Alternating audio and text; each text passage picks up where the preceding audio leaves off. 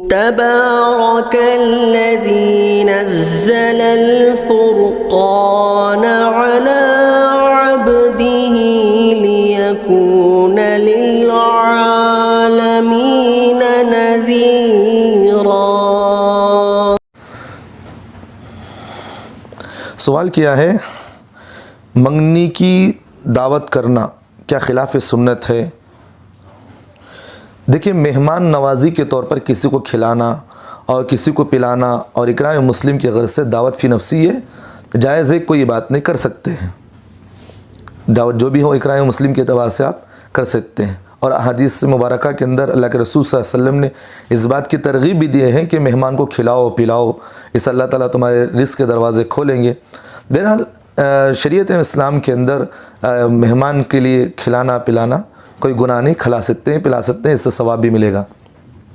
لیکن جہاں تک شادیوں کی باتیں ہیں،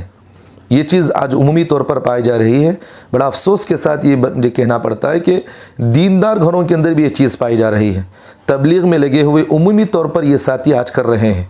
گنے چنے بعض جو اللہ سے ڈرتے ہیں، وہ جو علماء کی صحبت میں لگے ہوئے ہیں، اور جو مخلصین کے طور مخلص بن کر جو ان سب چیزوں کو ختم کرنے کی کوششیں کر رہے ہیں، ان گھروں کے اندر یہ سب چیزیں نہیں ہو رہی۔ لیکن عمومی طور پر چاہے علماء ہو یا تبلیغی حضرات ہو یا تصوف میں لگے ہوئے ہیں، یہ ان کے گھروں کے اندر بھی آج یہ چیز چل رہی ہے۔ میں ان سے یہ بات کہتا ہوں، دیکھیے، دین کی محنتیں کرنے والے اور دین کا لیبل لگانے والے یہ جتنے بھی یہ لوگ ہیں، اگر یہ چیز اگر ہم کریں گے تو سامنے والوں پر کیا اس کا اثر پڑے گا، اور کیا ہم لوگوں کو صحیح طریقے سے دین کی دعوت دے سکیں گے؟ تو بہرحال یہ جب چیزیں شادیوں میں جو کی جاتی ہیں، منگنی کی دعوت اور رسم کی دعوت، یہ اس طرح کی جو رسومات جو چلے ہوئے ہیں، یہ سب چیزیں جائز نہیں ہے، اس کو ختم کرنا چاہیے۔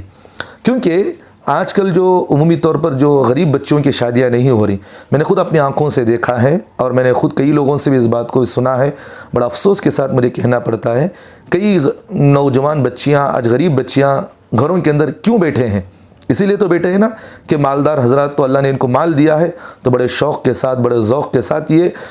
اپنے مال کو شادی میں خوب لٹاتے ہیں۔ اور جن کے بچیاں ہیں گھروں کے اندر، اور جو لڑکے ہیں، جن کے لڑکے ہیں، وہ تو بغیر شرم کے، بغیر کسی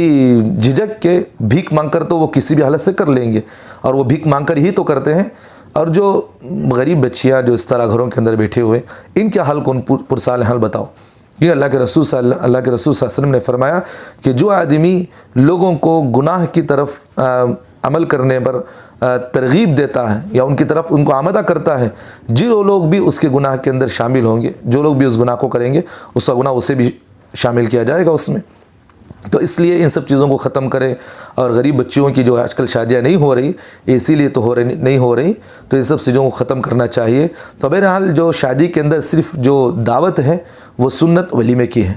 ولیمے ہی کی دعوت اللہ کے رسول صلی اللہ علیہ وسلم نے اس کی ترغیب دی ہے۔ اللہ کے رسول نے ایک صحابی سے فرمایا، اگر تمہارے پاس اتنی طاقت ہے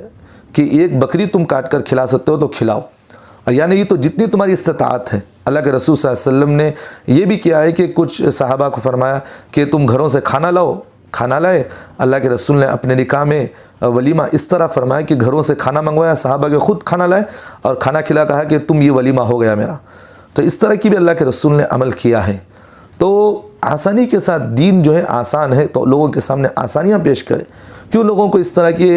چیزوں میں ڈال کر، غریب بچوں کی زندگیوں میں ڈاکہ ڈال کر اس طرح کے غریب بچوں کے زندگیاں ختم کرنے میں لگے ہوئے ہیں۔ اس لیے جن کو اللہ نے مال دیا ہے تو وہ اپنے مال پر اس طرح کے پیسے نہ اڑائے۔ کتنے لوگ ایسے ہیں جو غریب ہیں، جن کو کھانے کے لیے کھانا نہیں، پینے کے لیے پانی نہیں ہے، اللہ نے تمہیں مال دیا ہے تو گویا کہ تمہیں اللہ نے ایک ذریعہ بنا ہے کہ تم غریبوں کے لیے ایک معاون بنو۔ تو ان لوگوں کو آپ کی ضروری ہے کہ آپ ان لوگوں کا تعاون کریں۔ تو بہرحال شادی بیاہ کے جو موقع پر جو دعوتیں کی جاتی ہیں، صرف ایک ہی دعوت سنت ہے، وہ ولیمے کی۔ اس کے علاوہ جتنی بھی دعوتیں ہیں ساری بدعت ہیں، ان سب چیزوں کو ختم کرنا چاہیے۔ اور میں آپ سے ایک درخواست یہ بھی کرتا ہوں، جو دیندار حضرات ہیں، جو تبلیغ میں لگے ہوئے ہیں، اور جو علماء ہیں اور صلحاء ہیں، ان حضرات سے میں ایک ترغیبی بات کرتا ہوں کہ آپ حضرات اس طرح کے دعوتوں میں شرکت نہ کریں۔ اگر آپ حضرات اس طرح کے دعوتوں میں شرکت کریں گے تو ان